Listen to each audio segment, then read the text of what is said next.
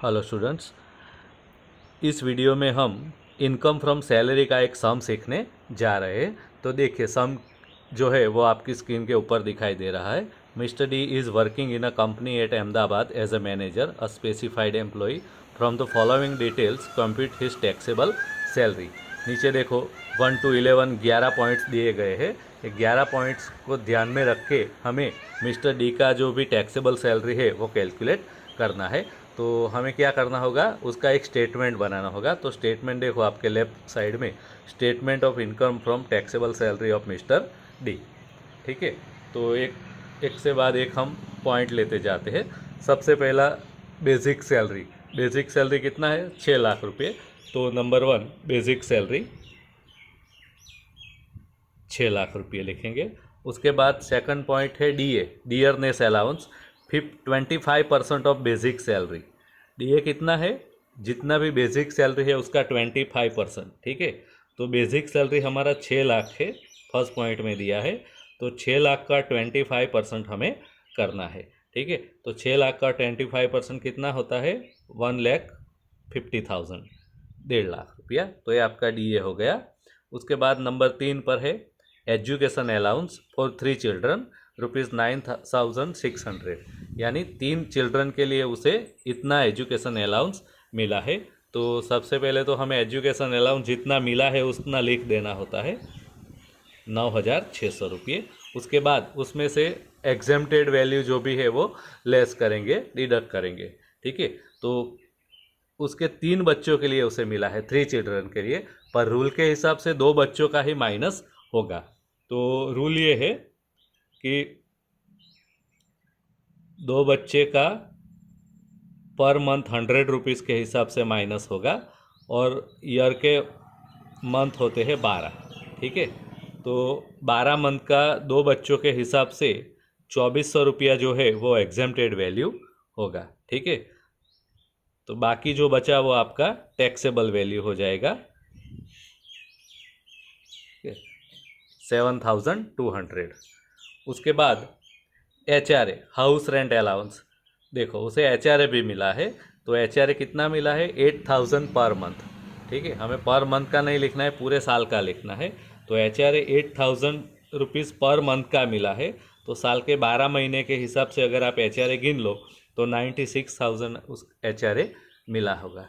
उसमें से less exempted value, exempted value जो भी है वो रूल के हिसाब से लेस होगा। तो देखो इसका हमें कैलकुलेशन करना होगा कि एग्जेम्प्टेड वैल्यू कितना है। ठीक है, तो हम उसका कैलकुलेशन करते हैं।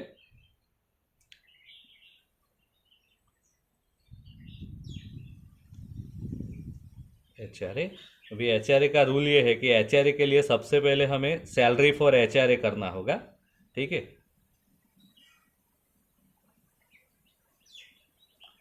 HRA के लिए सैलरी काउंट करना होगा। तो HRA के लिए सैलरी काउंट करो तो उसके अंदर 3 चीज़ें आती है। सबसे पहला आता है बेसिक, उसका बेसिक कितना है? तो बेसिक देखो सब में लिखा है 6 लाख रुपये। उसके बाद सेकंड पॉइंट पर आता है डीए। डीए तभी लेना है अगर वो पीएफ के लिए कंसीडर होता है या तो रिटायरमेंट बेनिफिट के लिए सैलरी का पार्ट हो। तो यहाँ पे देखो सब में डीए में ब्रैकेट में इंस्ट्रक्शन दिया है कंसीडर्ड फॉर पीएफ, यानी पीएफ का वो पार्ट है, रिटायरमेंट बेनिफिट के लिए इंक्लूड किया जाता है। तो इसलिए हम डीए जो अमाउंट है डीए का 1,50,000 रुपया वो भी इसके अंदर इंक्लूड करेंगे।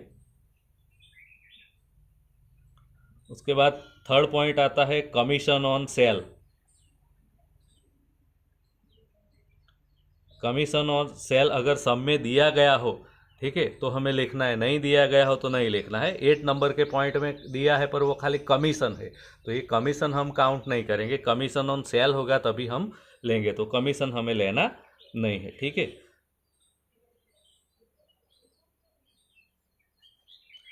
तो ये जो आ गया 7,50,000 रुपया, ये आपका सैलरी फॉर HRA हुआ।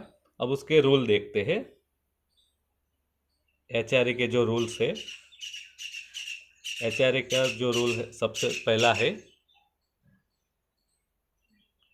Actual amount of HRA received. Second point, actual rent paid minus 10% of salary. Third point जो है वो 40% और 50% ऑफ सैलरी कौन से सिटी में रहता है। तो यहाँ पे सिटी कौन सा दिया है, अहमदाबाद। तो अहमदाबाद के लिए 40% होगा, 40% ऑफ सैलरी। ठीक है। तो एक्चुअल अमाउंट रिसीव्ड, एचआरए का एक्चुअल अमाउंट कितना रिसीव हुआ, 96,000। तो आपका फर्स्ट स्टेप का अमाउंट हो गया 96,000। उसके बाद सेकंड पॉइंट जो है वो actual rent paid minus 10% of salary. तो उसने कितना एक्चुअल रेंट पेड किया, तो देखो फोर्थ पॉइंट में दिया है actual rent paid ₹8,000 per month. तो एक मंथ का 8,000, तो हमें पूरे साल का गिनना है। तो 8,000 इंटू 12 करेंगे तो 96,000 हो जाएगा। उसमें से 10% ऑफ सैलरी लेस करना है। ठीक है। तो सैलरी यानी कि सैलरी फॉर एचआरए हमने गिना है 7,50,000, उसका 10%। तो इसका 10% करना है। इसका 10% कितना होगा, 75,000। तो 75,000 हो गया। तो इसमें से माइनस करना है, तो 96 में से 75,000 माइनस करो तो आपका सेकंड स्टेप का अमाउंट आएगा 21,000। उसके बाद थर्ड पॉइंट जो है वो 40% ऑफ सैलरी, आपका जो भी सैलरी है उसका 40% गिनना है। ठीक है। तो 7,50,000 जो है उसका 40% करना है। तो इसका 40% आएगा 3,00,000 रुपीज़। चलिए, आपके तीनों जो है अमाउंट वो हो गए। अब तीनों में से जो सबसे कम है वो टैक्स फ्री यानी कि एग्जेम्प्टेड वैल्यू है। तो सबसे कम क्या है तीनों में से, 21,000, यानी 21,000 रुपये जो है वो एग्जेम्प्टेड वैल्यू हो गई आपकी। ठीक है। तो स्टेटमेंट में हम एग्जेम्प्टेड वैल्यू कितना लिखेंगे, 21,000।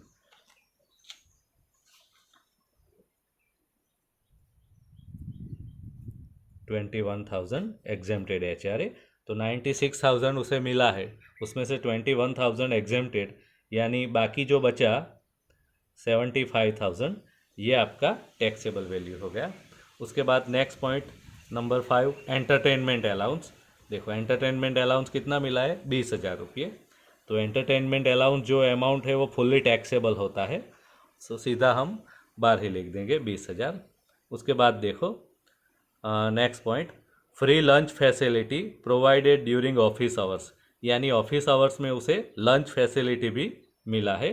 तो उसका भी हम कैलकुलेशन करेंगे, नोट नंबर 2।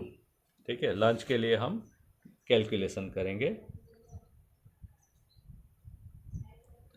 Lunch facility. तो देखो सब में क्या दिया गया है, लंच का 200 दिन फॉर 200 डेज एट 75 रुपीज़ पर डिश। ठीक है। एक डिश का कितना रुपया है, 75। एक डिश का चार्ज है 75 रुपीज़। ठीक है। इनकम टैक्स के रूल के हिसाब से 50 रुपया जो है, 50 रुपीज़, वो एग्जेम्प्टेड वैल्यू होता है, टैक्स फ्री होता है। ठीक है। तो 75 में से 50 रुपये माइनस कर दो तो एक डिश का जो कॉस्ट है टैक्सेबल वैल्यू 25 रुपया हो जाएगा पर डिश। ठीक है। उसने कितने दिन लंच किया, 200 दिन। तो 25 दिन 25 रुपया पर डिश और 200 दिन, तो 200 दिन का 25 रुपये के हिसाब से कितना रुपया होगा टैक्सेबल वैल्यू, 5,000 रुपया। ठीक है। तो 5,000 रुपया लंच फैसिलिटी होगा। तो स्टेटमेंट में हम लिख देंगे 5,000 रुपये। चल, उसके बाद आगे जाते हैं। Company has provided a car of 1200 cc engine with driver for both purpose यानी क्या, personal as well as office use. All expenses are paid by company, यानी कंपनी ने उसे कार भी दिया गया है। ठीक है। कितने सीसी का है, 1200 सीसी का। 1200 सीसी का कंपनी ने उसे कार प्रोवाइड किया है। तो 1200 सीसी का कार हो और जो एक्सपेंसेस है वो कंपनी पेड करती है, तो रूल के हिसाब से कार के मंथली 1,800 हो गए, प्लस ड्राइवर अगर होता है तो ड्राइवर के 900 रुपये होंगे। तो यहाँ पे देखो क्या दिया गया है, विथ ड्राइवर, यानी ड्राइवर भी है तो ड्राइवर के 900 रुपये, कार के 1,800 और ड्राइवर के 900, यानी टोटल 2700 रुपया पर मंथ हो जाएगा, बराबर। ये अमाउंट एक महीने की होगी 2700। हमें कितना करना है, 12 महीने का, ठीक है। तो 12 महीने का हमें गिनना है, 2700 गुना 12 करना है। तो इसका आपका जो आंसर होगा वो होगा 32,400 रुपये, ठीक है। उसके बाद 8 नंबर पे कमीशन दिया गया है। कमीशन की अमाउंट जो है वो पर मंथ दिया गया है 2000, ठीक है। तो 2000 रुपये पर मंथ है, तो साल के महीने हो गए 12, तो 12 महीने का जो कमीशन होगा वो 24,000 होगा। उसके बाद देखो next point, company's contribution to recognize provident fund ₹1,04,000, 1,04,000 रुपया। तो कंपनी का जो कमीशन है, कंपनीज कंट्रीब्यूशन टू आरपीएफ, वो हम अंदर लिख देंगे। उसके बाद उसमें से एग्जेम्प्टेड वैल्यू जो भी होगा वो हम क्या करेंगे, माइनस करेंगे। तो एग्जेम्प्टेड वैल्यू का रूल क्या है, 12%। 12% जो है वो माइनस होगा। 12% किसका होगा, बेसिक प्लस डीए का, ठीक है। देखो हम लोगों ने सैलरी में किया था, बेसिक कितना है 6 लाख, प्लस डीए कितना है 1.5 लाख। डीए तभी लेना है अगर वो पीएफ के लिए कंसीडर होता है, तो इस सब में पीएफ के लिए कंसीडर होता है, ठीक है। तो सैलरी आपका कितना हो गया, 7,50,000। तो 7,50,000 के 12% हमें गिनने हैं।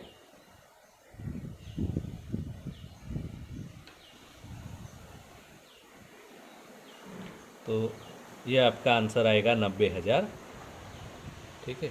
तो 1,04,000 में से 90,000 माइनस करेंगे तो 14,000 जो आपकी टैक्सेबल अमाउंट है वो बाहर जाएगी। उसके बाद 10वां point, interest credited to RPF account, यानी उसका जो प्रोविडेंट फंड है, रिकॉग्नाइज प्रोविडेंट फंड, उसमें इंटरेस्ट जमा हुआ है। कितना जमा हुआ है, 42,000। तो सबसे पहले तो इंटरेस्ट की जो भी अमाउंट है वो हमें लिख देना है 42,000। उसके बाद इसमें से डिडक्ट करना है, लेस करना है जो भी एग्जेम्प्टेड वैल्यू होगा वो।